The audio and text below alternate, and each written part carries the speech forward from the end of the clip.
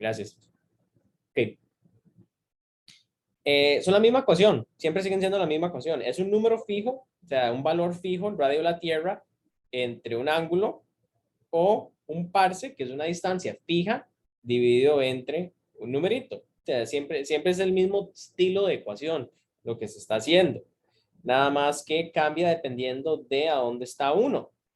Entonces, en el ejercicio que nosotros hicimos, nos pregunta por el paralaje, aquí le dicen anual, pero si no le diría que fuera anual, le digo el paralaje de Próxima Centauro. Eso es algo que está fuera de nuestro sistema solar. Eso lo indica usted. Utilice esta ecuación. Está fuera de nuestro sistema solar. En el otro ejercicio, que era este, sabiendo que el paralaje de la luna es esto, la luna está dentro de nuestro sistema solar. Entonces, se utilizaría esta ecuación. Esa es la única diferencia, o sea, de cuándo usar cuál de las dos fórmulas. Si algo está dentro del sistema solar o fuera de. ¿Queda más claro? Oh, claro.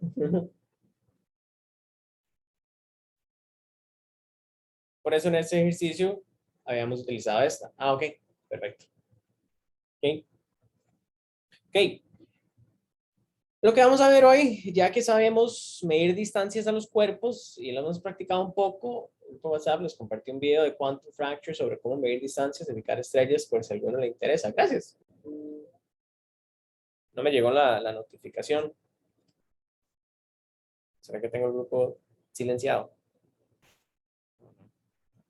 Ah, ¿no? No, no enviaste nada o lo enviaste hace rato.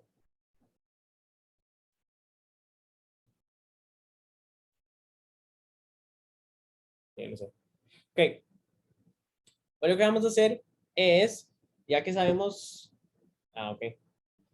Lo que vamos a hacer es ver el movimiento de los planetas. Ahora sí, ya vamos a ver un poco de cómo se mueven los planetas. O bueno, no necesariamente los planetas, realmente cualquier cuerpo en el universo se va a mover según lo que vamos a ver ahorita. Eso es lo que estamos viendo, ¿verdad? Leyes del movimiento, cómo se mueven los cuerpos. Vamos a empezar hablando de las leyes de Kepler y de cómo se mueven los cuerpos según lo que había estudiado Kepler.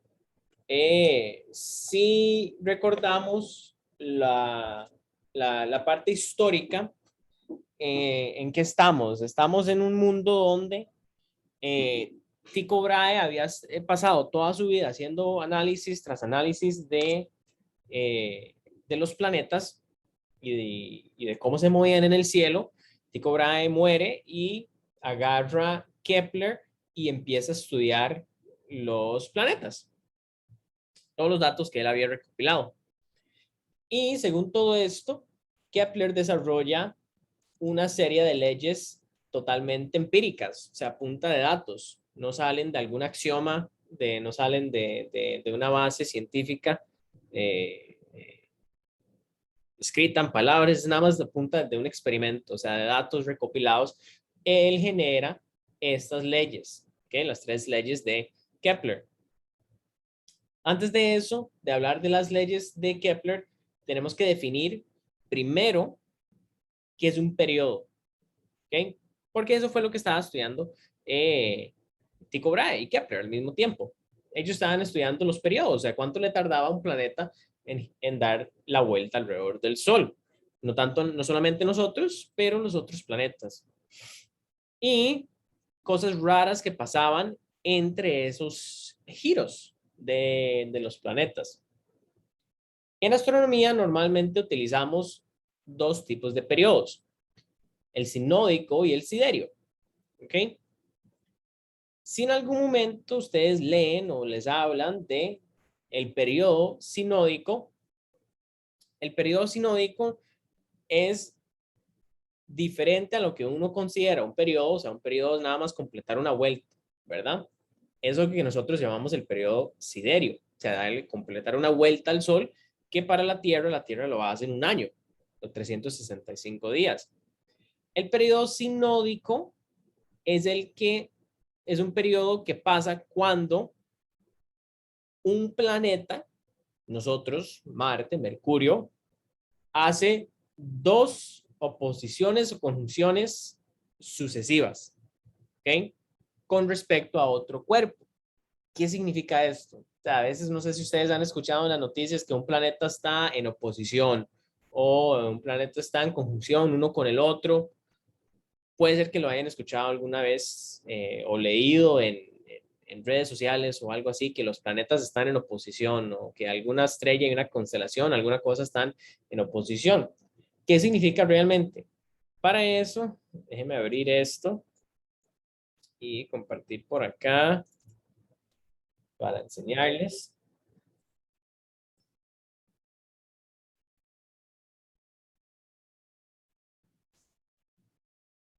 Ya, ok,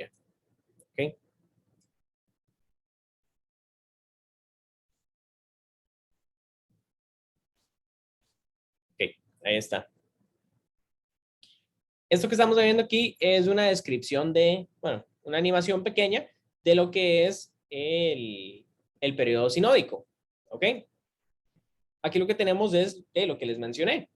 El Sol, la Tierra, representado como E, y algún planeta que está lejos de nosotros. O sea, Marte, Júpiter, Venus, cualquiera.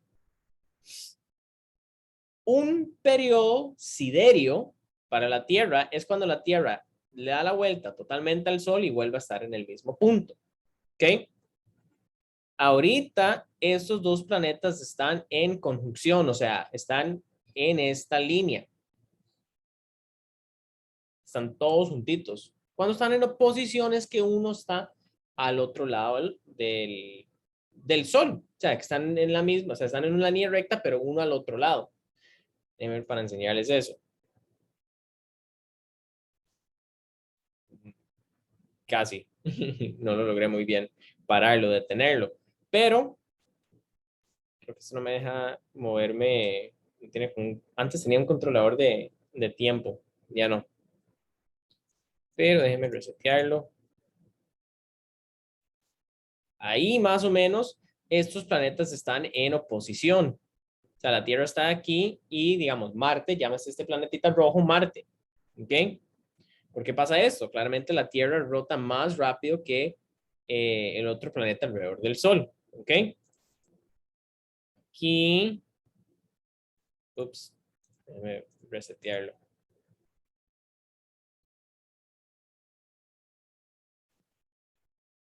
Es la primera vez que se encuentran estos planetas de nuevo. ¿Ok?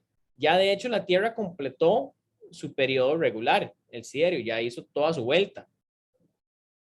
Sin embargo, hasta que ellos no se vuelvan a topar, hasta ahí no se ha completado el periodo sinódico. ¿Ok? Es hasta que estos planetas se vuelvan a encontrar. Lo van a seguir haciendo otra vez y la Tierra lo vuelve a hacer ahí. ¿Ok? Esto es muy importante. Esto es lo que generaba el movimiento retrógrado de los planetas en los mapas de Tycho Brahe, cuando los planetas se acercaban así, en oposición y conjunción. Voy a resetearlo. ¿Ok? ¿Por qué? Esto era lo que observaba Kepler, que le parecía muy raro, que en algún momento la Tierra estaba muy adelantado a este planeta y lo veríamos, o sea, si usted traza la línea que une estas dos cosas, es esta línea que está aquí. ¿Okay? Entonces nosotros vemos este planeta como que si estuviera detrás de nosotros.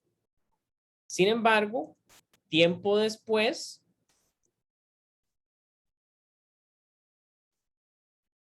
¿qué es lo que está pasando? Ahora tómele de nuevo la foto. ¿A dónde estamos viendo este planeta? Ahora parece que el planeta nos adelantó, que está adelante de nosotros. Eso es lo raro que estaba observando Kepler y Brahe, Tycho Brahe.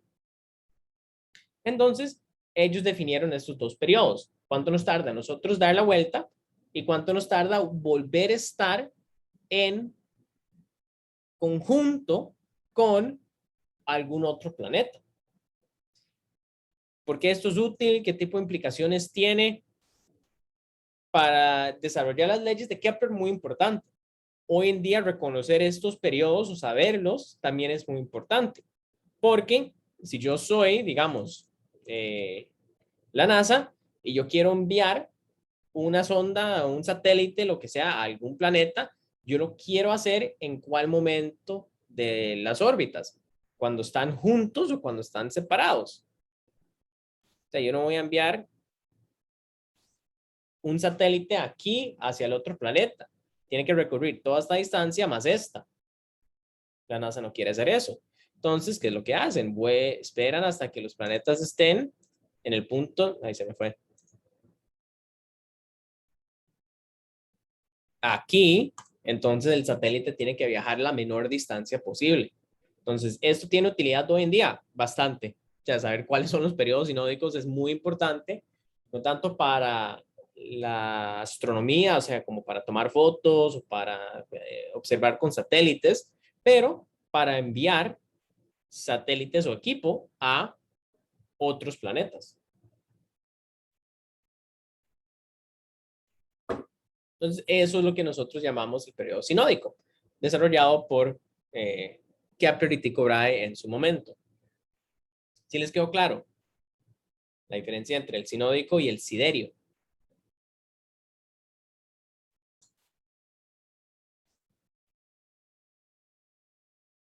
Bien. ¿Alguien que no?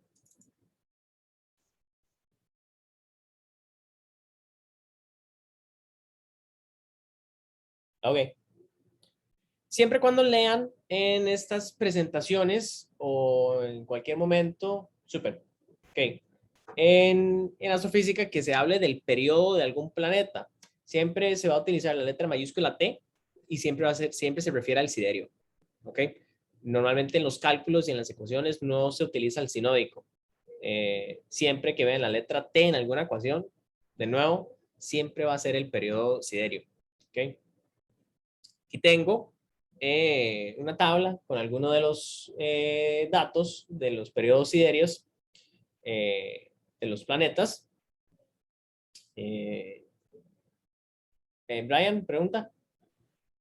Profe, la definición de siderio se da respecto al Sol. Entonces, si hay un planeta que rota alrededor de una estrella diferente, ¿no se le llamaría periodo siderio? ¿Cómo? Que aquí la definición la está dando para planetas que completan una vuelta alrededor del Sol. Si son planetas que completan una vuelta alrededor de una estrella que no sea el Sol, entonces ya no sería periodo siderio, tendría otro nombre. No, sigue siendo el periodo siderio, nada más que es otra estrella. Ah, ok. Entonces no necesariamente es completar una vuelta alrededor del Sol, sino alrededor de la estrella que orbita. Sí, exactamente, sí. Ah, ok. Gracias. Sí. Okay. Sí, de hecho aquí está lo que tarda un año en estos planetas y lo que tarda un año para ellos, o sea, el periodo siderio para estos planetas. Voy a dejarle la mano. Ya. En esta tabla está lo que tarda cada uno de estos objetos darle la vuelta a al Sol respectivo, al Sol, perdón, y después del periodo sinódico. O sea, ¿cuánto le tarda para que nosotros estemos de nuevo alineados con ese planeta? ¿Ok? Ya saben, o sea, todos los planetas y adentro, o sea, Mercurio y Venus tienen un año muy corto, menor que el de nosotros porque gira más rápido alrededor del Sol. Y entre más y más nos vamos alejando, les tarda más y más a los planetas girar alrededor del Sol. De hecho, ay, ¿qué hizo? Ay, ya, ok. De hecho, Plutón no le ha completado la vuelta al Sol desde el día que se descubrió. O sea, le tarda 250 años. Plutón no fue descubierto como hasta los 1900 o algo así, o 1800 y algo. No ha pasado el tiempo suficiente para que este planeta le haya dado toda la vuelta al Sol. Pero periodos sinódicos sí han pasado un montón. O sea, nosotros estamos alineados con Marte cada 2 años. Estamos alineados con estos otros planetas básicamente una vez al año. Entonces siempre, digamos, si tienen calendarios como estos, van a encontrar momentos cuando estamos en oposición o conjunción con algunos de estos planetas. De hecho, creo que acaba de terminar 2 de agosto, Saturno en oposición, visible toda la noche. Sí, eso acaba de terminar. El siguiente planeta, elongación máxima. No, ya en este año no quedan oposiciones. Para el siguiente año es que vuelven a haber oposiciones o conjunciones de planetas. Pero ya para este, ¿no? El último puede ser Profe, ¿qué significaba la D, perdón? días. Aquí, perdón, eso está en inglés. R es año y D es días. Sí. Ah, ok, entonces serían 317 años con 115 días. No, no entiendo. No, es nada Sí. más, sí, es nada más, o sea, de este lado dice 2 años y el equivalente en días. Ah, ok, ok. Sí, perdón. Sí, la tabla se confunde un poco. Y Eduardo, Profe, yo tenía dos preguntas. ¿sí? La primera, que la vez pasada, bueno, en alguna clase usted había mencionado, creo que era sobre Neptuno, pero no sé si aplica para varios planetas, que nunca se ven desde la Tierra, o sea, que no se ven desde acá. Eso nunca, ni siquiera cuando están en conjunción. O sea, no se ven con el ojo. Sí, por supuesto, con el ojo, pero Pero, nunca, ni siquiera cuando están en conjunción. ok, no.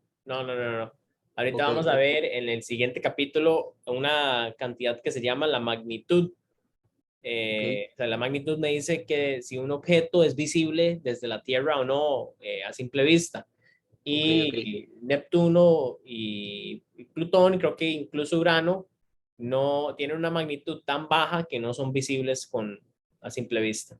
Nunca. Ok.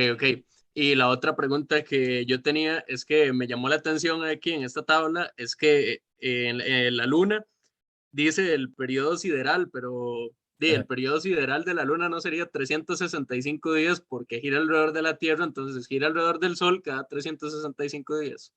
O en ese caso se permite por ser alrededor de la Tierra. ¿Cómo Sí, es el asunto? la tabla aquí debería llevar el asterisco de que para la Luna se le está poniendo con respecto a la Tierra, no con respecto al Sol.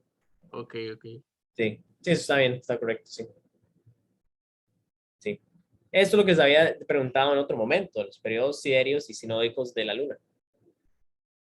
¿Ok? ¿Alguien más? ¿Alguna pregunta? Ok. Si no, hablemos de las leyes de Kepler. ¿Ok? Kepler desarrolló 3 leyes. ¿Ok? Estas 3 leyes, como les digo, son empíricas, salen totalmente de los cálculos que él había hecho con la órbita de Marte. Ya habíamos visto el movimiento retrógrado de Marte hace bastante, eh, cuando estudiamos la esfera celeste, pero Kepler desarrolló 3 leyes a partir de todos estos cálculos. Están aquí, les recomiendo sabérselas, por lo menos saber y bueno, y también saber cómo funcionan o qué realmente significa. Aquí están en palabras, las vamos a ver un poco más matemáticas también, pero esas son las 3 leyes de Kepler. La primera, que es realmente la más famosa y es lo que hace que Kepler se haga famoso, es que Kepler nos dice, los planetas no se mueven en círculos. Esta era la teoría antes, que se movían en círculos alrededor del Sol. Se mueven en elipses, o sea, en órbitas elípticas, y todas comparten un foco común ubicado donde está el Sol. ¿Qué es un foco? El foco, por si no manejan elipses, ya lo vamos a ver un poco más, es equivalente al centro del círculo. Solo que una elipse tiene dos focos, dos centros tiene. ¿Ok? Esa es la primera ley de Kepler. La segunda, esto puede estar en un idioma que no entiendan. El radio vector de cada planeta recorre áreas iguales en tiempos iguales. Está bien si no entendieron, ahorita lo vemos. ¿Ok? Y la tercera ley de Kepler, los cuadrados de los periodos siderios de los planetas alrededor del Sol son proporcionales a los cubos de los semiejes mayores de sus respectivas órbitas. ¿Ok? De nuevo, si no entendieron, todo sano, todo bien, vamos a verlo poco a poco. ¿Ok? Hacemos de hecho con el primero. Hablemos un poco de elipses. Voy a abrir esta aplicación. Está.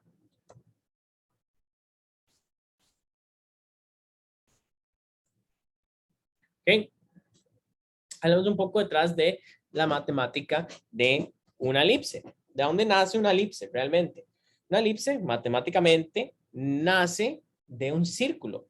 Es nada más que un círculo achatado, comprimido o jalado, como ustedes lo quieran ver.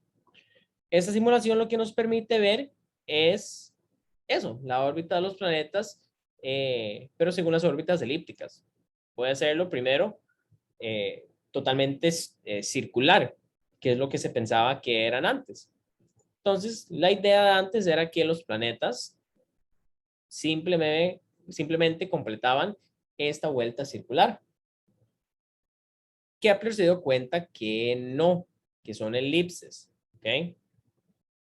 Entonces, ¿qué es una elipse? De nuevo, agarra el círculo y lo hace achatado. Ahí la línea apuntada sigue siendo la órbita circular. La sólida es la órbita elíptica. ¿Ok? Cosas que notar de esto. ¿Ok? La elipse tiene varios puntos importantes. Ahorita los vemos. Pero este punto amarillo que está aquí y esta X que está marcada aquí, no, perdón, este puntillo que está marcado aquí, esos son los focos de una elipse. Son equivalentes a los centros de la elipse. Si yo hago esto más circular, van a ver que esos dos puntos vuelven al centro de el círculo. Y cuando yo la hago elíptica, más bien se van abriendo. Este es el centro de la elipse. Aquí hay un punto a una distancia de, ¿cuánto vale esto? Como 5 o 6, algo así es lo que vale. Y del otro lado hay un punto equivalente. Esos son los focos, ¿ok? En nuestras órbitas, el Sol se encuentra en uno de esos focos. ¿Qué hay en el otro? Nada. Es nada más el vacío.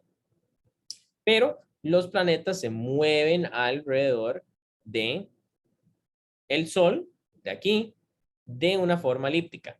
¿Ok? Eso es realmente bonito esta simulación porque nos enseña varias cosas chivas.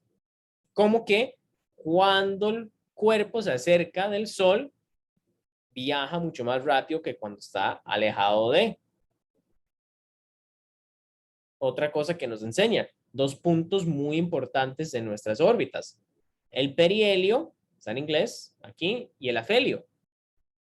El perihelio es cuando nosotros estamos en el punto más cercano al Sol y el afelio en el punto más alejado.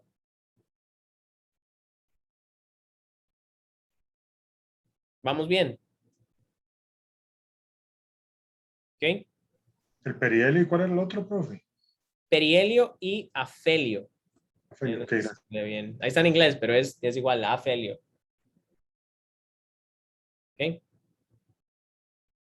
Profe, había una explicación de por qué cuando estaba más cerca del Sol viajaba más rápido. Sí, eso es la segunda ley de Kepler. Ok, ok. Sí, ya lo vemos. ¿Okay? Esta es la primera nada más. Los planetas se mueven en órbitas elípticas alrededor del Sol. Pero de nuevo, es lo que nos dice el compañero. Kepler empezó a observar esto. Él dice, el tiempo que le está tardando en su órbita cambia. ¿Ok? Cuando está lejos se mueve mucho más lento y cuando está cerca del Sol se mueve mucho más rápido. Entonces Kepler empieza a estudiar este movimiento y dice, ¿qué pasaría? Creo que aquí yo puedo mover el tiempo, entonces déjenme poner el tiempo en 0, ¿ok? ¿Qué pasaría si yo empiezo a observar momentos específicos, o sea, empiezo a observar snapshots o momentos de la órbita muy específicos. Entonces, él dice, voy a empezar desde cero, o sea, cuando estamos en el perihelio. Yo voy a empezar a tomar el tiempo, ¿ok? Él empieza a tomar el tiempo, bla, bla, bla, ¿ok? Y observa lo siguiente, que aquí no me deja abrirlo más de esto, pero del momento que está aquí en el perihelio y se abre hasta este punto donde está por acá, este planeta ha trazado cierta área, ¿ok? Yo puedo llegar aquí y dibujar toda esta área que ha trazado el planeta. O sea, relleno toda esta parte que está aquí, ¿ok? ¿Qué es lo que ha trazado este planeta? Esta área de la elipse en un cierto tiempo, ¿ok? Kepler vuelve a hacer esto y utiliza el mismo tiempo. Vuelve a dejar que esto corra, ¿ok? Vuelve a pasar la misma cantidad de tiempo, ¿ok? Entonces, de aquí a aquí puede ser que tardó un mes, ¿ok? De aquí a aquí, digamos, puede ser que tardó un mes. Y de aquí hacia acá también tardó un mes. ¿De qué se dio cuenta? Se dio cuenta que esta área que está aquí en azul es igual a esta área que está aquí. No se nota, esto no está a escala, ¿ok? Pero esto fue lo que se dio cuenta Kepler, ¿ok? Que siempre se cumplía esta relación. A un mismo tiempo, siempre los planetas están trazando o recorriendo la misma cantidad de área. Y es lo que llamamos la segunda ley de Kepler. ¿Ok? Déjenme devolverme para poder verlo.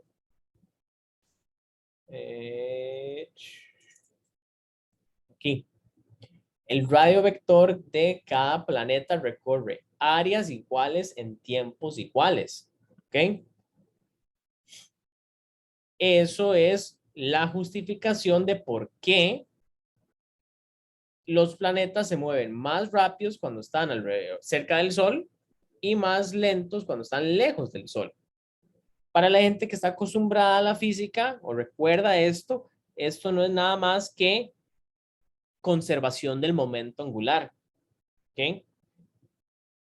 El momento angular o conservación del momento angular es el mismo principio que permite que alguien que patina sobre hielo, que gire más rápido según cómo está distribuido su cuerpo. O sea, que cuando ellos meten los brazos, giran más rápido y cuando los abren, giran más lento.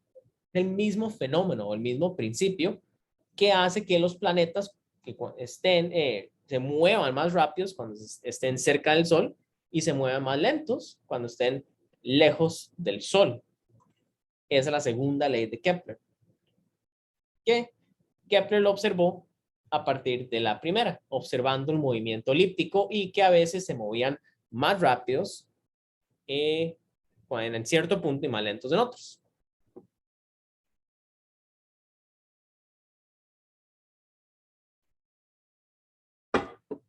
¿Muy bien?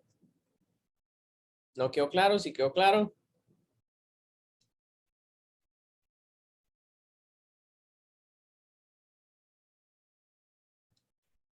Aquí estaban esas. Ok. Aquí está de nuevo la primera ley de Kepler, perihelio. Estamos más, el punto más cercano, afelio. Así son en el español. Y esto es un poco de la geometría de las elipses, ¿ok? ¿Qué diferencia de los círculos? Tienen un montón de parámetros más. ¿Cuáles parámetros tiene un círculo? Un diámetro y un radio. Básicamente, son los únicos parámetros que tiene un círculo. Elipses tienen un montón de otros parámetros. El único que nos va a importar a nosotros es el que se llama A, esta distancia que está aquí.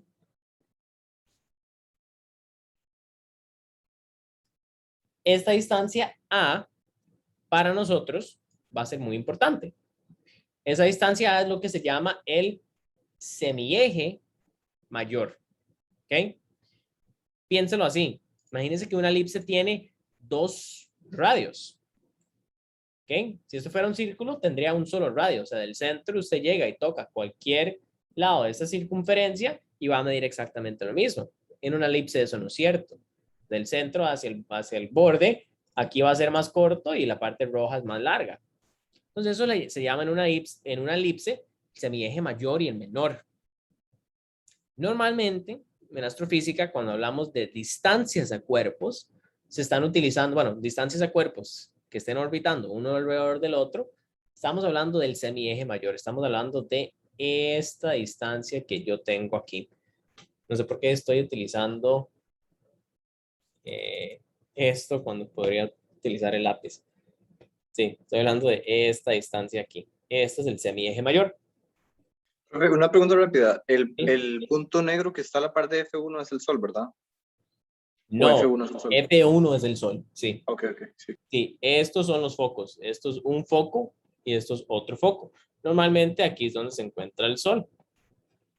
Y la Tierra está aquí. Y gira alrededor de esta elipse.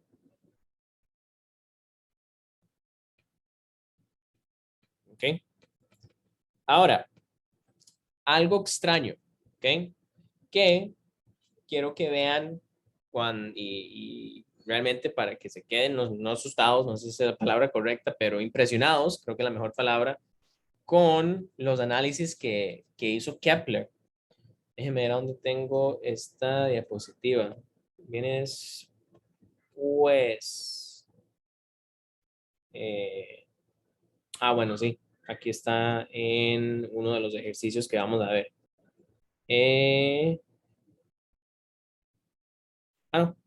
Aquí está. Ya. Ok. La pregunta es, ¿qué tan elípticas son las órbitas? ¿Ok? Es un poco de lo que acabo de mencionar, pero en palabras. ¿Qué tan elípticas son las órbitas? ¿Ok? Para medir qué tan elípticas son, hay un parámetro que se utiliza en matemática que se llama la excentricidad, que matemáticamente se define como lo que yo tengo aquí. Este valor E es la excentricidad de una elipse. ¿Okay? Este parámetro, entre más cercano sea a 0, este parámetro, una elipse se parece más a un círculo, y entre más cercano esté este numerito a 1, más se parece a una elipse. ¿Ok? Eso es terminología matemática. No espero que tengan eso memorizado. No es necesario saberse eso realmente. Se los doy como por contexto, pero no lo tienen que saber. Para que se den una idea, la excentricidad de la Tierra, o sea, qué tan elíptica es nuestra órbita, tiene un valor de 0.017. ¿Ok? Si yo me devuelvo a la simulación, aquí está. Esto me deja jugar con la excentricidad. Entonces, yo hago esto equivalente a 0.017 o, digamos, redondeamos hacia arriba, 0.02. Esa es la órbita de nuestra Tierra. Digamos, usted siendo alguien que por primera vez está viendo estos datos, ¿eso es un círculo o eso es una elipse? De casi que es un círculo. Un círculo, sí, bro. Es casi que un círculo. Entonces, la gente siempre me pregunta en este curso, ¿qué tanto nos alejamos nosotros del Sol cuando estamos en el afelio y en el perihelio? O sea, ¿qué tanto es esa diferencia? ¿Es astronómica? ¿Es muy grande? Es nada. O sea, es realmente nada. Nosotros tenemos una de las excentricidades más bajas, entre más cerca esté usted del centro del sistema solar, más baja su excentricidad. Los planetas más alejados, o sea, Plutón sí tiene una excentricidad un poco alta. Déjeme ver si busco el dato exactamente. La mayor excentricidad. Déjeme ver si lo buscamos, porque creo que no lo tengo en la presentación. Planet. Permiso, profe. Ajá. Se podría decir entonces que la diferencia entre cuando está en el perihelio o en el ¿cómo es el otro? ¿El afelio? Al afelio. ¿Sí?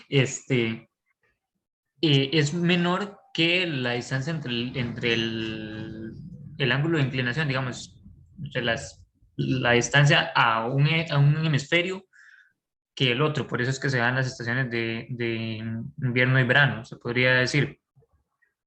Es Por que eso, no, digamos, cuando es que no afecta tanto. La diferencia en distancia es tan poca que eso no es la justificación de por qué tenemos las temporadas. Tenemos las temporadas por la inclinación de la Tierra. por eso, ajá, exactamente. Entonces, es mayor el efecto que tiene por la inclinación de la Tierra que por la diferencia de distancias Ah, ok, cuando sí, está. correcto, sí, sí. Ok. A ver, objetos con la mayor excentricidad. El cometa Halley, ve que entre más cercano esté este número a 1, es más elíptica. El cometa Halley tiene una excentricidad de 0.9. Pero en planetas, la de Plutón es 0.248. Si ponemos esto aquí, 0.24. Ya, eso para mí sigue siendo un círculo. Algo achatado, pero para mí sigue siendo un círculo eso. Comparación, el del cometa Halley, 0.967.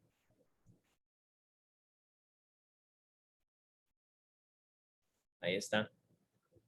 Por eso el cometa Halley lo vemos cada 76 años. Porque si yo agarro esto y me pongo a correr el tiempo, o sea, cuando se acerca al Sol, ¿cuánto tarda alrededor del Sol? Nada, se fue. Pero cuando se aleja. Y lo vemos, creo que es nada más un par de semanas, cada 76 años.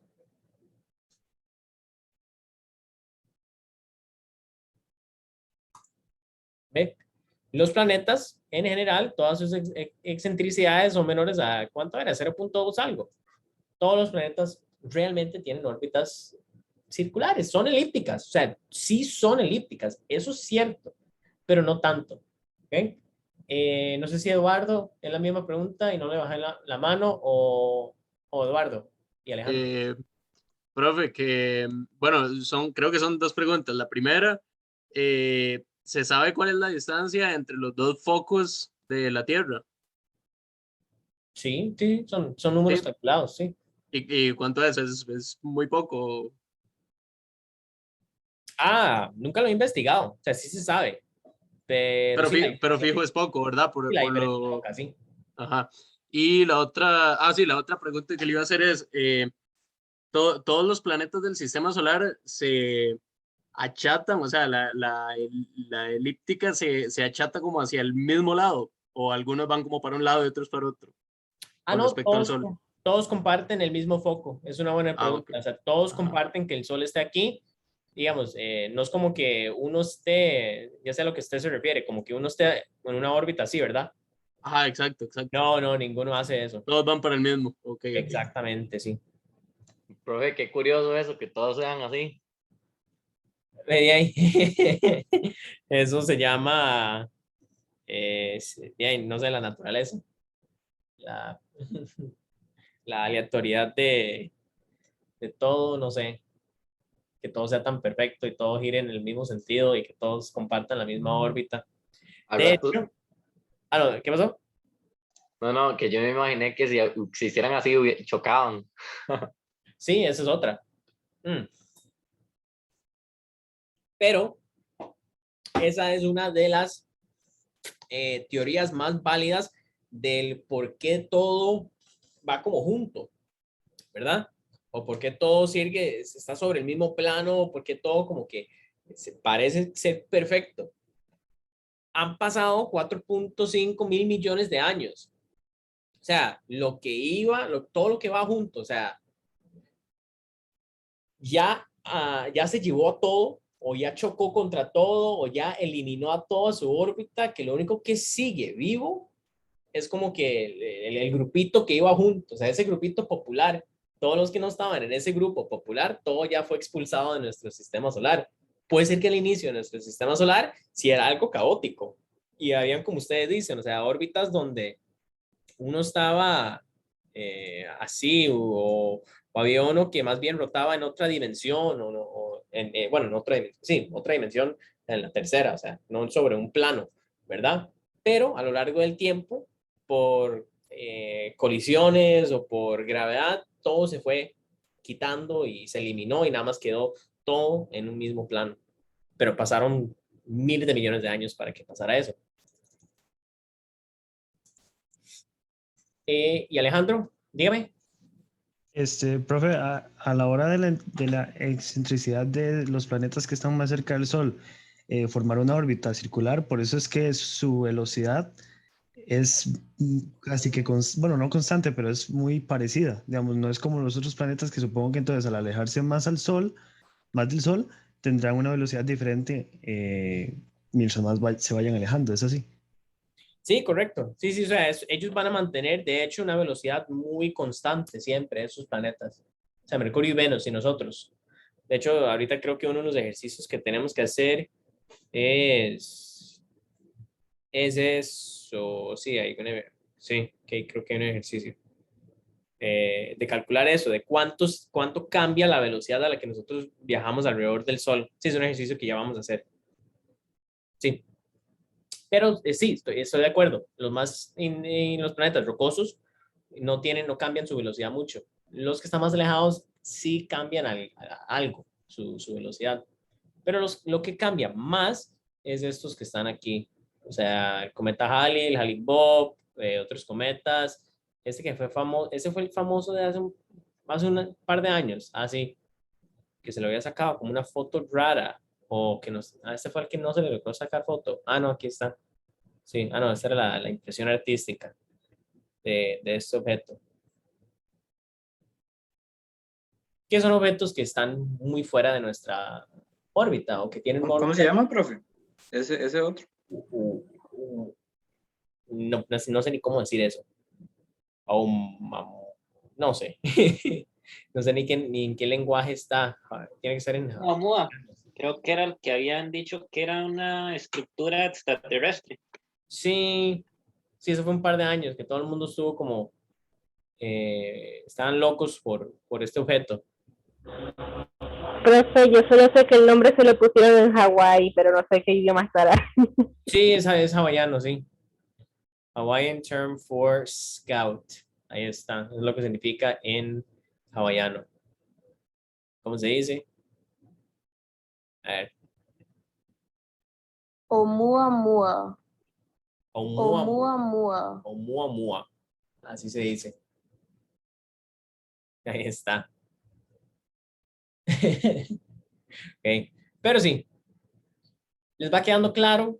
La primera ley, todas las cosas se mueven en órbitas elípticas. La segunda ley es la que nos justifica por qué se mueven más rápido en algún momento el otro, pero todo lo calculó Kepler empíricamente. O sea, apunta nada más de cálculos, de datos experimentales.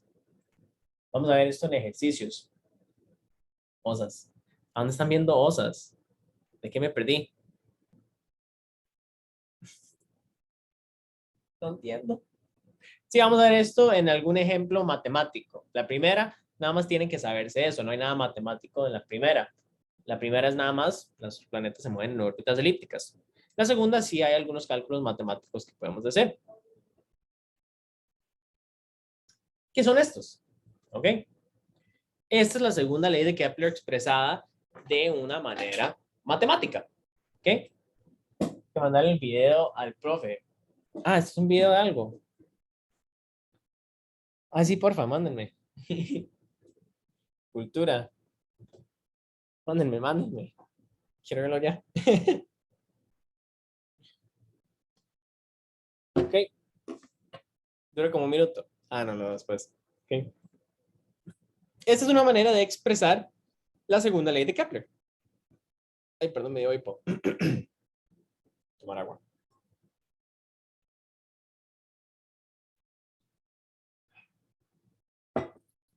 Gracias, voy a guardarlo.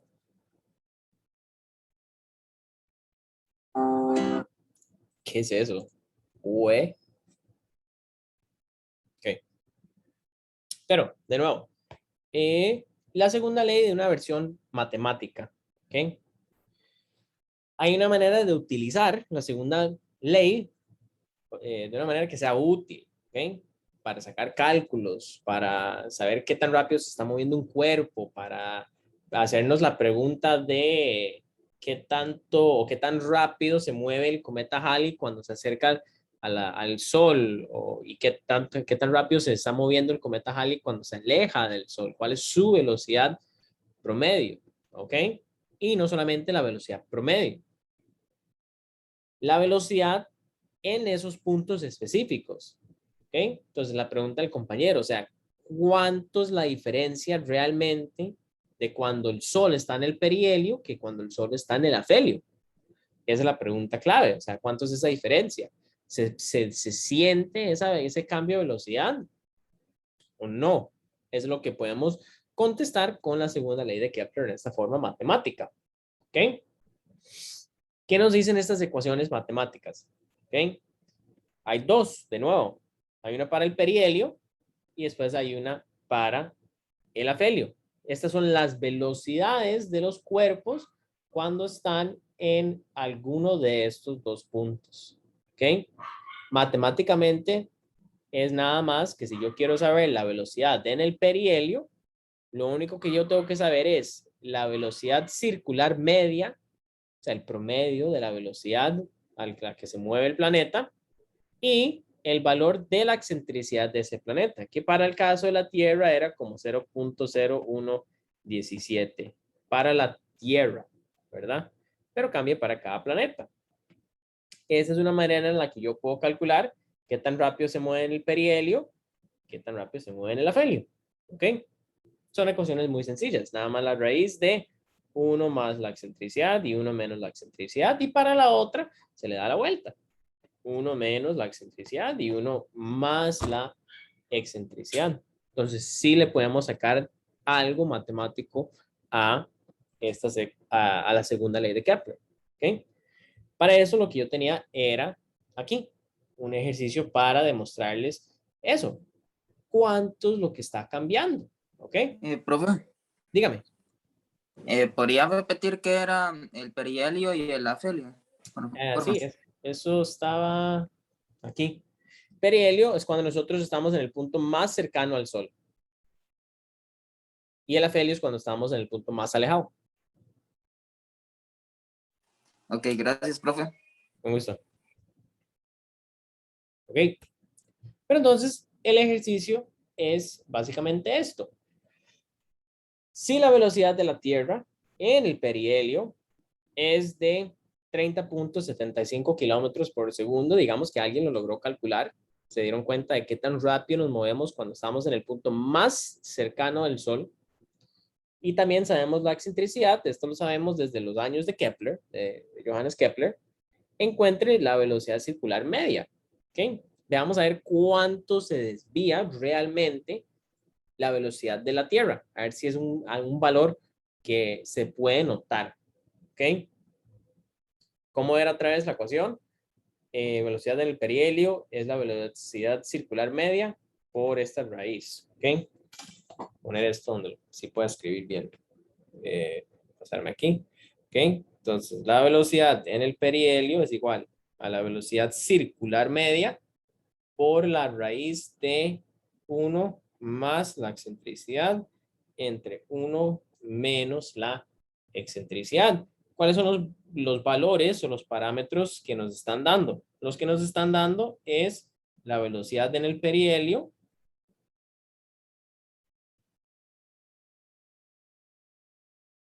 y la excentricidad. ¿Ok? La excentricidad es un valor adimensional. ¿Qué quiere decir adimensional? No tiene unidades. O sea, la velocidad se mide en kilómetros por segundo, kilómetros por hora, cualquier unidad que usted quiera. La excentricidad es nada más un número. No lleva unidades este número. Nada más es así. Cualquier número que usted quiera. Nos piden O sea, lo que ellos quieren que nosotros calculemos es la velocidad circular media. Para eso, ¿qué es lo que voy a hacer? Voy a agarrar y despejar de todo lado derecho esa raíz. Entonces me queda que la velocidad circular es la velocidad en el perihelio dividido entre toda esa raíz. 1 más c entre 1 menos c. O, por si manejamos un poco, o si no, trucos de raíces cuadradas, es nada más multiplicar por el inverso de lo que está adentro de la raíz. ¿Ok?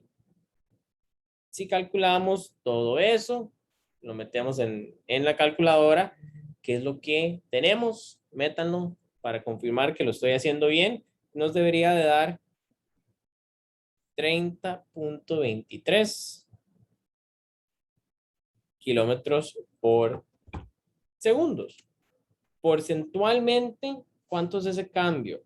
Eso sí nunca lo he calculado. Porcentualmente 30.70 no, al revés.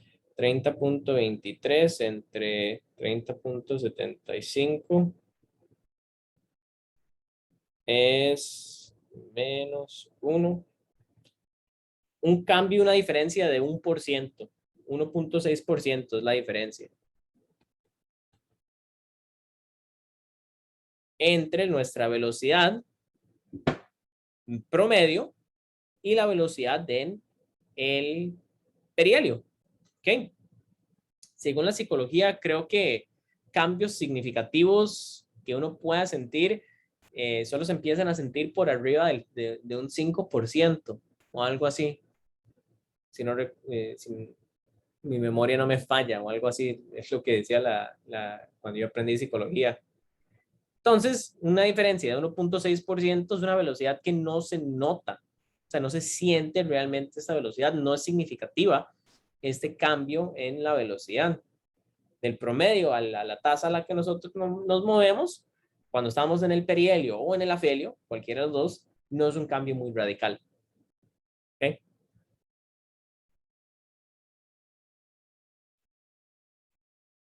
Y ahí está, en bonito. ¿Ok? ¿Cómo calcula el porcentaje de diferencia de nuevo? El porcentaje de diferencia. O sea, ahí nada más dice literalmente, o sea, un cambio, o sea, quería ver cuánto porcentaje era uno del otro. 75. Sí, se me dio como 98.4 o algo así medio.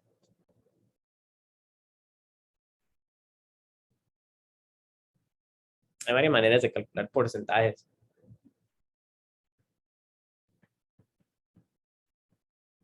Creo que sí, ya me dio. Es que no me estaba dando, pero ya me dio. Ya. Ok. Preguntas antes de avanzar. De una manera matemática. De nuevo, otro problema moral para que lo practiquen. Y ahorita cuando termina la clase pongo las respuestas. Creo que me faltan varios ejercicios. Pero no, voy a subir las respuestas de todo de una vez. ¿Qué pasó? Profe, ¿puedo poner la siguiente diapositiva, por favor? Esa. Ajá, es que ahí nada más lo que hizo fue como cambiar la velocidad promedio por la velocidad y ya, eso no es como, se tiene que despejar. Sí, sí lo despejé. Nada más que aquí la diferencia es que aquí hay un más arriba, aquí hay un menos, y aquí hay un menos, y aquí hay un más. Ok, ¿se puede hacer eso? Sí, eso fue lo que yo le dije. O sea, lo que yo hice de este otro lado fue que de esta ecuación dividí toda la raíz, ¿verdad? Pasé a dividir toda esta raíz. Eso fue lo que yo hice, dividí por toda esta raíz. Entonces me quedó esta expresión que estaba acá. Pero dividir por una raíz es lo mismo que multiplicar por el recíproco de esa raíz. Entonces, nada más darle vuelta al argumento de la raíz, lo que está aquí dentro. Matemáticamente. Ok, Sí. gracias. Si no maneja muy bien la matemática, nada más haga la división normal. Esa es otra cosa válida. Oye, quiz. No, el quiz es jueves. Ok. Ok. Vamos bien. Voy a seguir a la, si todo sano, voy a seguir a la tercera ley de Kepler. Ok. La tercera ley de Kepler es realmente la más útil de todas. Ok. La tercera ley de Kepler es, de hecho, la más famosa, y la que genera realmente más la mayor cantidad de problemas. Bueno, no problemas, pero para una persona en específico generó muchos problemas. La tercera ley de Kepler es otra que sale de un estudio matemático nada más de los datos de Tycho Brahe. Nos dice la tercera ley: los cuadrados de los periodos siderales son proporcionales a los cubos de los semiejes mayores. ¿Ok? Esto es nada más una expresión matemática, una regla de 3, por si lo quiere ver así, que descubrió Kepler. No es necesariamente una regla de 3, más bien es una ley de conservación. ¿Ok? Él se dio cuenta de lo siguiente, que el cuadrado de los periodos es proporcional. No sé cómo dibujar el símbolo de proporcionalidad. Siempre termino dibujando una alfa rara ahí. O sea, es proporcional a el inverso. No, no, sí, así está bien, sí, correcto. A los semiejes al cubo.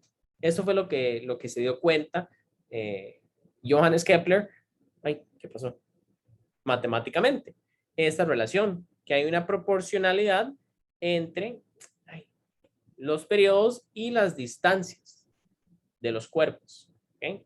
Eso fue lo único que se dio cuenta. Con esta proporcionalidad, se puede generar esta siguiente ley. ¿Okay? Esto, en física, en ciencia, se llama una conservación. Aquí se está conservando alguna cantidad. ¿Ok?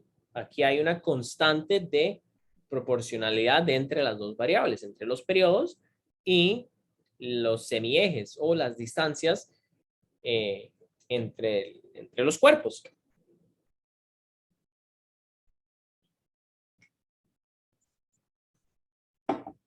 Pero de nuevo, Kepler se dio cuenta de esto nada más a punta de los cálculos. ¿Ok? Esto enojó a alguien. Porque el problema de Kepler era que él no lograba decirle a la comunidad cuál es esta constante proporcionalidad. O sea, cuál es esta proporción, perdón, que existe entre estas dos variables. ¿Por qué existe esta proporción? O sea, ¿a qué se debe que el tiempo que les tarda en rotar alrededor del mismo centro, que eso sea proporcional a las distancias respectivas a los cuerpos?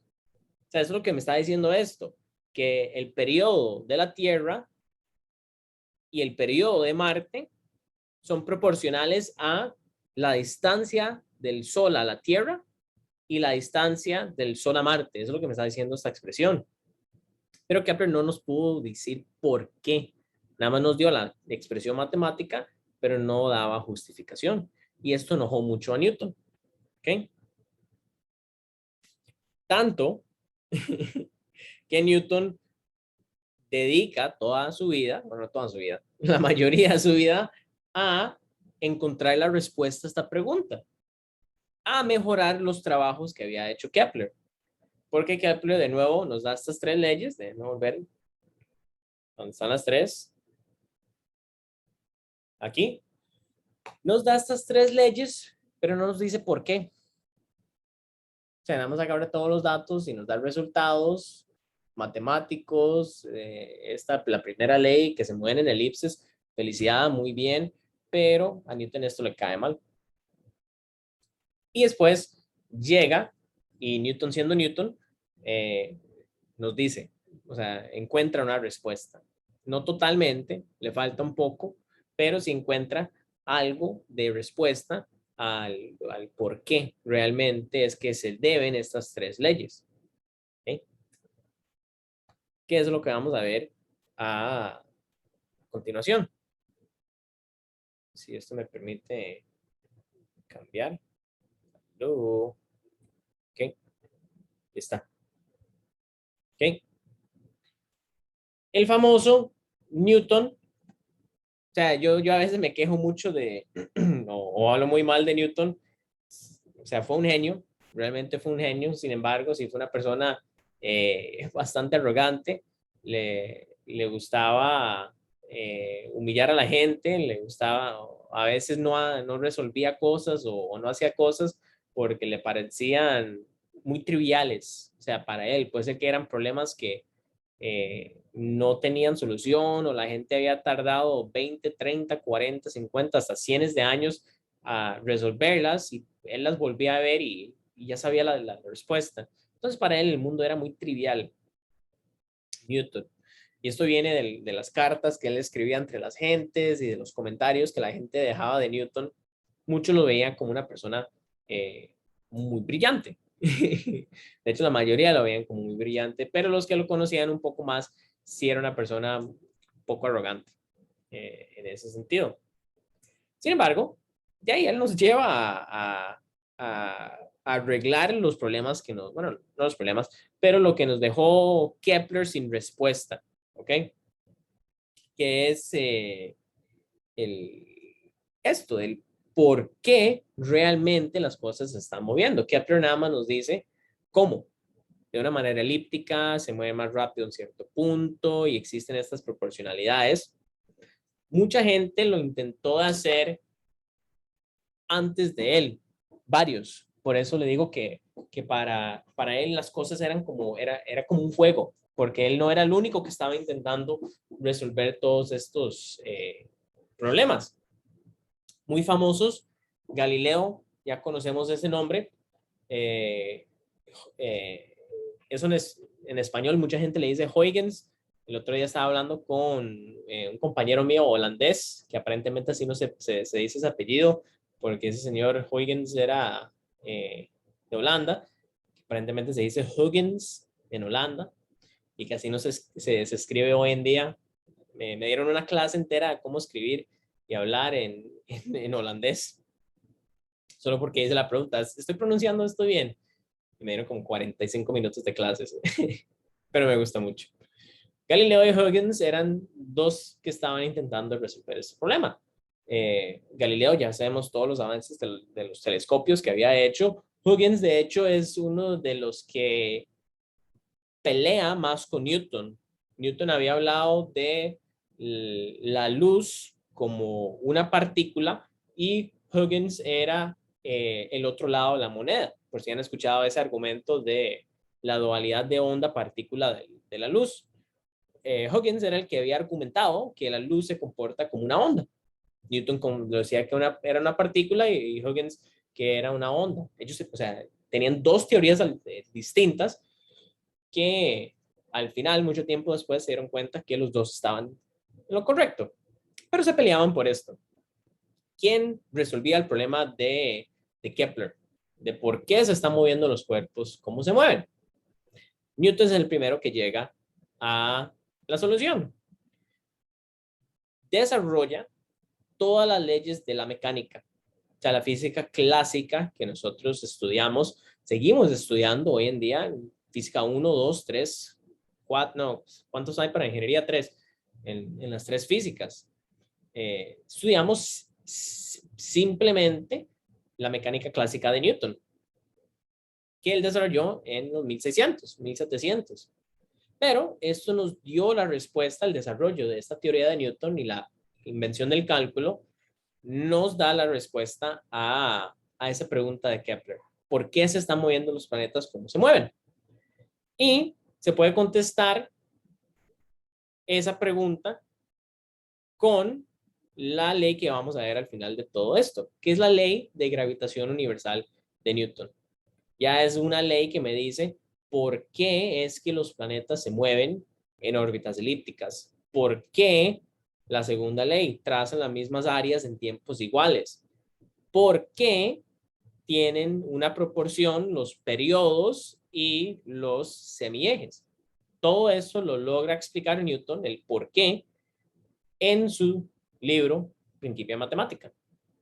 sea, movimientos de los cuerpos, todo lo explica en estos libros. Y a punta de geometría. Luego inventa el cálculo y lo demuestra y lo defiende con el cálculo. ¿Ok? Pregunta de la parte histórica. Sé que aquí a veces hablo mucho, pero me gusta contar estas historias.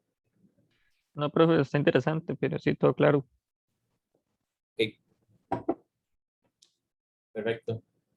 Solo 23 años inventó todo el cálculo diferencial durante la pandemia. Ah, bueno, eso también lo hizo durante la pandemia. Sí, eso sí no lo sabía hasta que entramos a la pandemia nosotros. Y todo el mundo empezó a sacar, ¿qué se puede sacar de una pandemia? Bueno, Newton sacó su libro y inventó el cálculo y la mecánica clásica en la pandemia. Y yo, wow, qué tuanis. Ok, si no, voy a seguir por acá con algo de física clásica. Bienvenidos de nuevo a física del colegio, por si están ahorita en física general 1 o ya pasaron por acá, no se les olvide, esto es lo más útil que van a ver en todas sus vidas.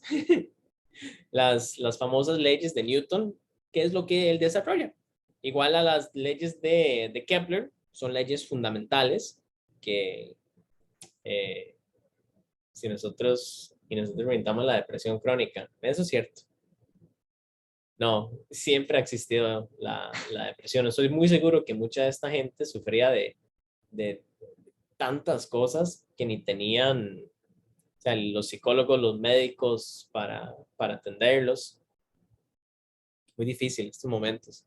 Deberíamos estar muy felices de vivir en un momento donde todo esto se puede tratar, se puede atender, se puede medicar si fuera necesario.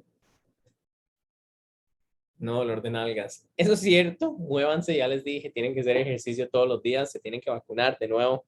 Eso es muy cierto. Okay. Principio de matemática creo que eran como 7 leyes, ¿verdad? Sí, o sea, cuando uno lee Principio, bueno, primero que nada, Principio está en latín. Estas leyes, y de hecho a veces me cuesta decir que son leyes porque realmente no son necesariamente leyes. De la física, hay cosas que sí son leyes, que sí se han probado una y otra vez. Aquí cuesta probar las leyes de Newton, no hay una manera experimental de probarlas exactamente por todo un tema de marcos inerciales y no inerciales, pero creemos en esto. Esto es básicamente la Biblia para la mecánica clásica. Hay como miles de Biblias para la física, pero esta es la primera con la que uno se topa. La primera ley de Newton, o normalmente la llaman una ley de inercia o la ley de inercia. ¿Okay? Todo objeto se va a mantener en reposo o se va a mover a alguna velocidad constante, a no ser que alguna fuerza exterior lo obligue a cambiar. ¿Okay? Esa es la primera ley de Newton. ¿Okay? ¿Cómo nos ayuda esto a explicar el movimiento de los planetas?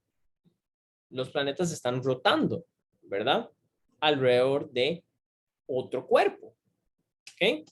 Entonces ya Newton empieza a decir, ¿cómo?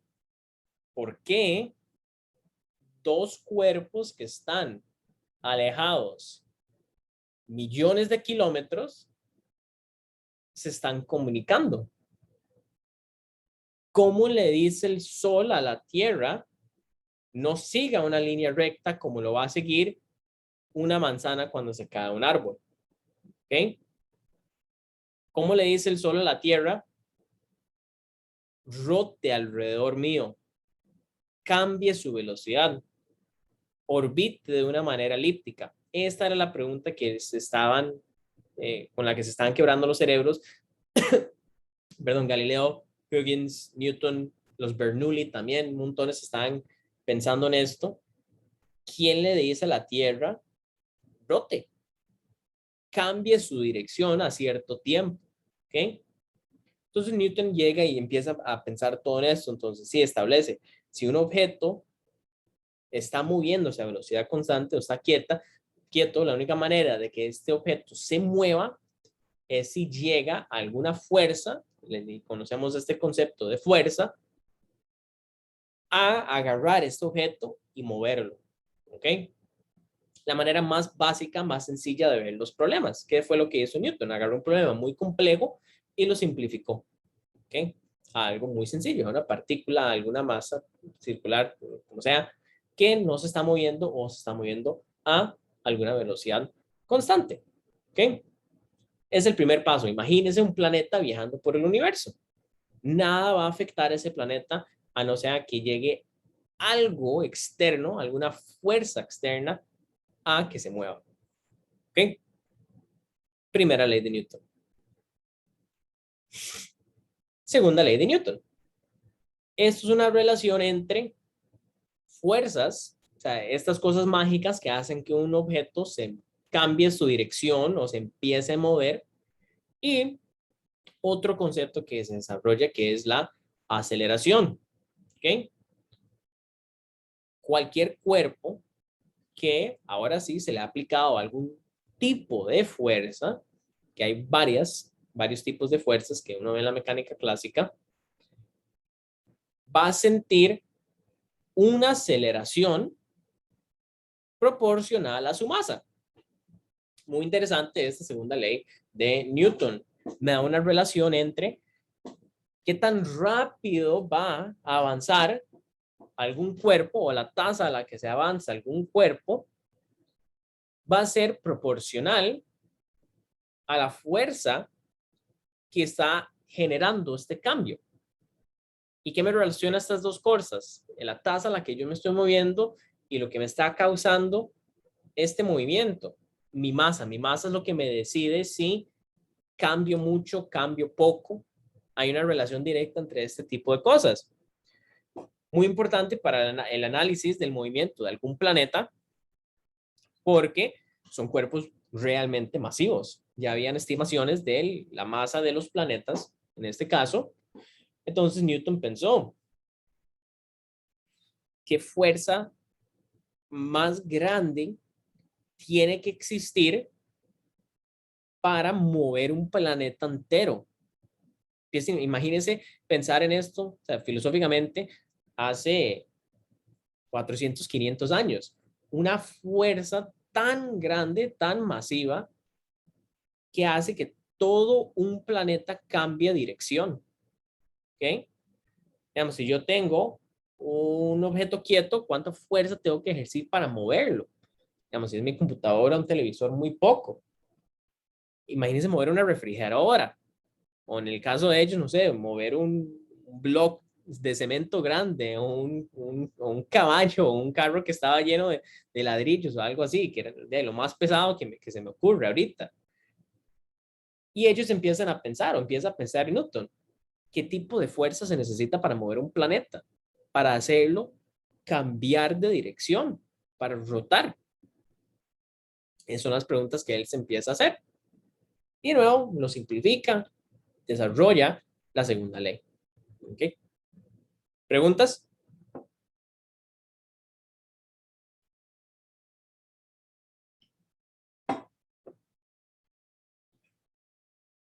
Sí, el error de Hooper es correcto. Ahora, la tercera ley, una de las más importantes. Una ley de acción-reacción, así se llama, pero la tercera ley de Newton lo que nos dice es lo siguiente. Si hay algún cuerpo que me está ejerciendo una fuerza sobre otro cuerpo, lo mismo se puede decir al revés. Ese mismo cuerpo, por esta relación, por esta ley, me tiene que estar ejerciendo exactamente la misma fuerza, pero en la dirección contraria. En la escuela, en el colegio, en la universidad aprendemos de esto de la siguiente manera. Yo lo empujo a usted, usted también me está empujando a mí. Nada más que nos estamos empujando en direcciones contrarias. ¿Ok? Así es como nosotros lo aprendemos en la U. Pero, de nuevo, piénselo históricamente. Dice Newton, ok, perfecto. Yo tengo ahora Ya tengo más o menos una idea de cómo está el juego, ¿verdad? Entre todas estas variables. Pero ahora tengo que pensarlo de esta manera. Si el sol me está jalando a mí, que eso es lo que estamos observando, el sol está, dice Newton, voy a imaginarme que el sol es el que está haciendo que yo gire alrededor de él, y esta ley se cumple, entonces yo también, yo siendo la Tierra, estoy jalando al sol. Y aquí la pregunta aún más rara, ¿por qué el sol no se mueve? ¿Ok? O sea, el dolor de cabeza aumenta exponencialmente. Si esto se cumple, ¿por qué el sol sí me está jalando y forzándome a rotar, pero el sol no se está moviendo? ¿Ok? Esas son todas las preguntas que se plantea Newton y todos los científicos en este momento. Llegamos a una respuesta. Sí, claro, es Newton. O sea, ya lo que sigue de aquí ya es historia. Pero Newton combina estas tres leyes, estos tres fundamentos, toda la idea de fuerzas, y desarrolla la ley de gravitación universal. Después de estudiar todos los cuerpos y combinar todas estas ideas, llega a lo que nosotros conocemos como esto, la ley de gravitación universal. ¿Quién o qué es lo que me comunica el Sol y la Tierra? Que estos dos cuerpos se tienen que mover uno alrededor del otro y que la Tierra gira alrededor o rota alrededor del Sol. Sí, hay algo, hay alguna fuerza que hoy en día la conocemos como la gravedad, ¿ok? Que es un fenómeno universal, es la única fuerza que actúa, bueno, no la única, pero es la que actúa a lo largo de todo el universo, ¿ok? Usted nunca no está sintiendo alguna atracción gravitacional debido a algún cuerpo. Ahorita que estamos en nuestros cuartos, todos los objetos que usted tiene en su cuarto, entre usted y ese objeto, hay una atracción gravitacional, ¿ok? Para cuerpos muy chiquititos, no se siente mucho esta fuerza. Esto lo vemos de las leyes de Newton, ¿ok? Para masas muy pequeñas, las fuerzas son muy pequeñas. ¿A dónde es que realmente observamos la gravedad en sus mejores momentos, en su mayor acción? Cuando observamos cuerpos realmente masivos. Planetas, lunas, galaxias, estrellas, cúmulos de galaxias, agrupaciones masivas en el universo. Aquí es cuando realmente observamos la gravedad. ¿Ok? ¿A qué conclusiones llega Newton? Newton nos dice, esta fuerza entre los dos planetas va a seguir cumpliendo con las otras leyes que él desarrolló. Entonces, la fuerza va a ser directamente proporcional a las masas de los cuerpos. Esto lo teníamos muy claro. Entre más masivo los cuerpos, mayor la fuerza, mayor la aceleración, o sea, mayor el trabajo que yo tengo que hacer para mover algo. ¿Ok? Eso era muy claro para Newton. Y después, estudiando, pensándolo un poco, entre más se alejan los cuerpos, que esto sí era lo obvio después de todos los estudios que había hecho Kepler, entre más lejos estén los cuerpos, viajan más lento. Y eso ya era claro, las órbitas, o sea, lo que le tardaba completar una vuelta a Marte, ya se sabía que era más, que tardaba más que la órbita de nosotros, que el periodo de nosotros. Entonces, esta idea también ya estaba ahí en la cabeza de Newton. Entre más lejos estén los cuerpos, menor esta fuerza. ¿Ok? Esto lleva a Newton a desarrollar igual alguna proporcionalidad.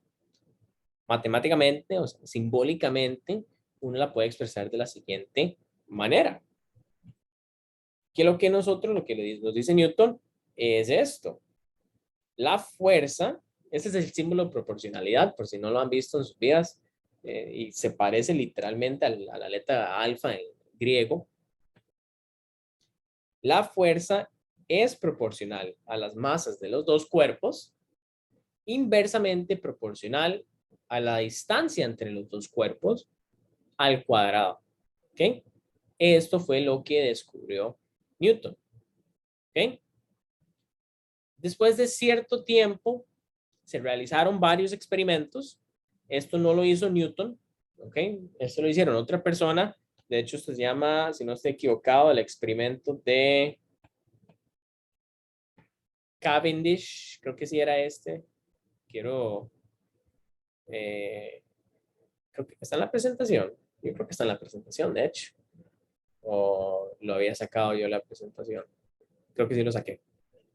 Pero el experimento de Cavendish es el que me encuentra esta proporcionalidad. O sea, ¿cuál es la proporcionalidad entre esta fuerza y el lado derecho? ¿Qué es lo que hoy en día nosotros conocemos como la constante gravitacional? Diferente a la que uno ve en el colegio. O sea, nosotros siempre llamamos a la gravedad aquí en la Tierra como G igual a 9.81 metros por segundo al cuadrado. No es esto, ¿ok? Es otra constante, ¿ok? Es una G mayúscula. Y es esto, la constante gravitacional que tiene un valor de esto, ¿ok? Esta es la ley de gravitación universal. Esta es la que ponen en una cajita, esta es la que subrayan, esta es la que tenemos que utilizar.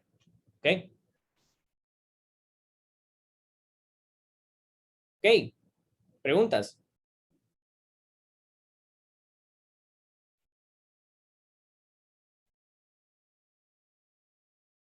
Mucha historia, poco de física. No hemos hecho nada de cálculos, nada más quiero que entiendan la parte histórica de todo esto. ¿Cuál es su libro favorito de física o astronomía? Buena pregunta. Déjame pensarlo.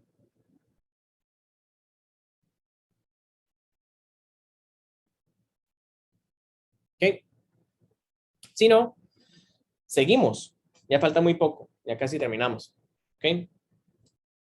Llega Newton y ya dice, ajá, ya lo logré. Ya puedo explicar por qué. ¿Por qué se mueven los cuerpos uno alrededor del otro? ¿Por qué las órbitas son como son? ¿Ok? ¿Por qué elipses? ¿Y por qué no círculos? ¿Ok? Él llega y después de mucho desarrollo matemático, bueno, no mucho, pero después de mucho pensamiento, él llega a combinar la tercera ley de Kepler con esta última que acabamos de ver. ¿Ok? Él combina las dos expresiones en una sola. Y es la ley de Kepler avanzada. O sea, él agarra las leyes de Kepler y le dice, tome, yo sí lo terminé su trabajo. Yo sí lo logré justificar y decir el por qué. Y estamos de acuerdo. Usted está, todo lo que usted hizo está perfecto. Pero le faltaba algo. O sea, no se sacó el 100. Kepler. ¿Ok? Y lo que tenemos es lo siguiente. Del lado izquierdo tenemos la tercera ley de Kepler. Una proporción entre las distancias entre los cuerpos y el periodo. ¿Ok? Y del lado derecho, la constante que desarrolló Newton, las dos masas arriba igual, y otro numerito, 4pi al cuadrado. ¿Ok? Esto no se lo tienen que saber. Esto lo agrego nada más por curiosidad, pero Newton lo logró. ¿Ok? Él fue el que ya dijo, lo hice, agarré lo de Kepler, lo justifiqué, dije el por qué, estamos. Ya yo contesté absolutamente todo. De hecho, no, lo descubrió y lo guardó para sí mismo. Fue presumido con un tercero que dio a conocer que ya había encontrado la solución hace mucho. ¿A qué se refiere? No entendí. Que él ya había encontrado que la gravedad variaba con el cuadrado de la distancia, pero eran unos cálculos que él se había guardado para sí mismo, al igual que todo el cálculo diferencial. Fue cuando estaba presumiendo contra una tercera persona que él llegó y dijo que sí, que el comportamiento del movimiento orbital lo describía una fuerza que variara con el cuadrado de la distancia y que él ya lo había descubierto hace un montón de tiempo. Así. Fue ahí cuando dieron a descubrir el cálculo y los cálculos relacionados con la gravitación universal que él se había guardado para sí mismo. Sí, por eso vuelvo a la misma historia. Él dijo, ya listo, lo resolví, trivialidades. Y de nuevo, una persona muy arrogante. O sea, las historias se suman y suman y suman de las cosas que hacía Newton, que uno quedaba como, hoy en día usted hace eso y lo echan de una universidad o lo echan de su trabajo. Los hate, perdón, no estoy tirando hate hacia Newton, pero es que hoy en día uno no hace eso. Por más genio que uno sea, publique su artículo, saque la información.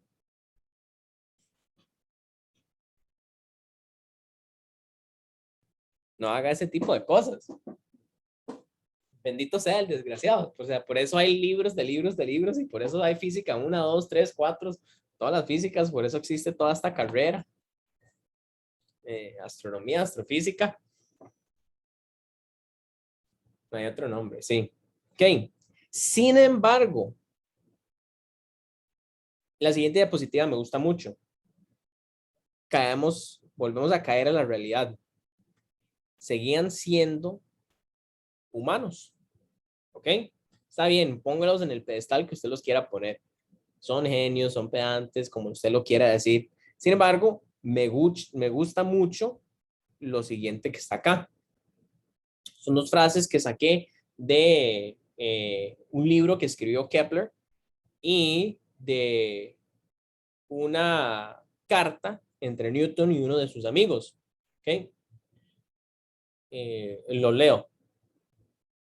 Primero creí que estaba soñando, decía Kepler, pero es absolutamente cierto y exacto que la relación que existe entre los periodos de tiempo de dos planetas cualesquiera es precisamente la relación de la potencia 3 medios de la distancia media. O sea, ellos, por más genios, por más capaces de desarrollar todo este tipo de cosas, el mismo Kepler no se creía lo que él estaba haciendo. De nuevo, él estaba desprobando teorías que llevaban casi miles de años de estar puestas. O sea, todo el mundo creía que los planetas se movían en movimientos circulares. Y él llegó y después de hacer algunos cálculos, ya ahí se dio cuenta que no.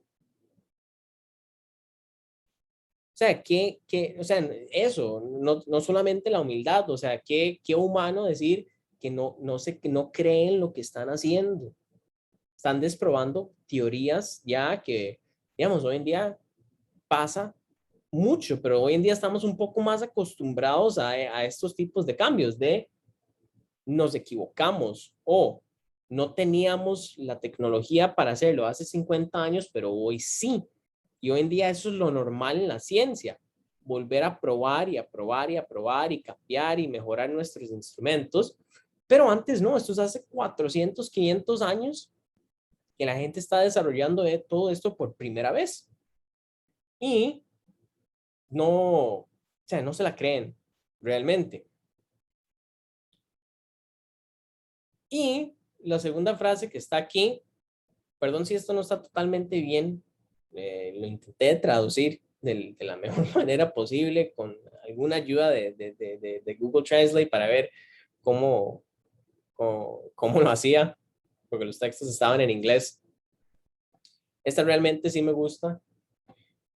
Lo que dice Newton hablando con un compañero, que un cuerpo pueda actuar sobre otro a distancia a través de un vacío sin la mediación de nada más, por y a través de cuál su acción y fuerza pueden transmitirse entre sí, es para mí tan absurdo, creo.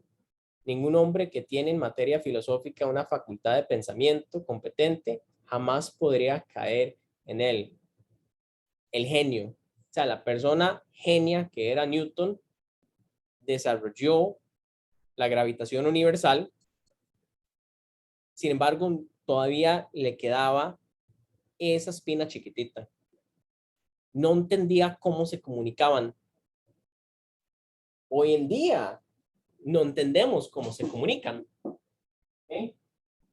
Hoy en día todavía no tenemos la respuesta a esa pregunta. Estamos casi ahí. O sea, casi hemos llegado a la respuesta. ¿Ok? Puede ser que lleguemos ahí en los próximos 10 años, puede ser que nos tarde 100 más. ¿Ok? El que mejor ha llegado es Einstein, pero no hemos completado el experimento, no hemos desarrollado algún experimento para probar o desprobar esto. Pero sigue abierta esa pregunta.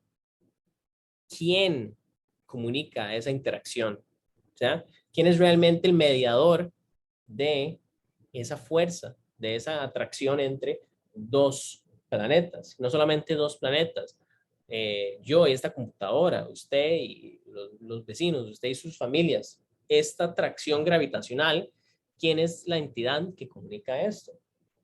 Hay varias teorías. Einstein nos lleva a la teoría de la gravedad como onda. Nace la teoría de esto, de ondas gravitacionales con Einstein. Después nace la teoría de una partícula, igual al fotón, igual a otras partículas mediadoras que se llaman, que me comunican las fuerzas fundamentales del universo. El fotón es la partícula que me comunica el electromagnetismo, o sea, todas nuestras interacciones electromagnéticas en el mundo, la partícula que me gobierna eso es el fotón. Pero no sabemos cuál es la partícula o la entidad que me comunica la gravedad. Esta acción a distancia que me genera atracción entre cualquier cuerpo que tenga masa. ¿Okay? Todo lo bueno, lo maravilloso, los milagros que hizo Newton, todavía lo dejaron con esta duda. Y se murió con esa duda. No, o sea, nunca tuvo la respuesta y nunca la va a tener. Esperemos, o sea, que nosotros tengamos esa respuesta algún día, que ya podamos entender cómo funciona realmente la gravedad. Toda esta historia empieza hace miles de años. Recuerden que Newton no fue el primero en desarrollar estas teorías de la gravedad. Se había hecho muchos años antes en la India. Newton llega y lo pone en papel, realmente, después de los trabajos de Kepler, y escribe todo esto. Pero hoy en día seguimos haciendo la misma pregunta que se hacía Newton.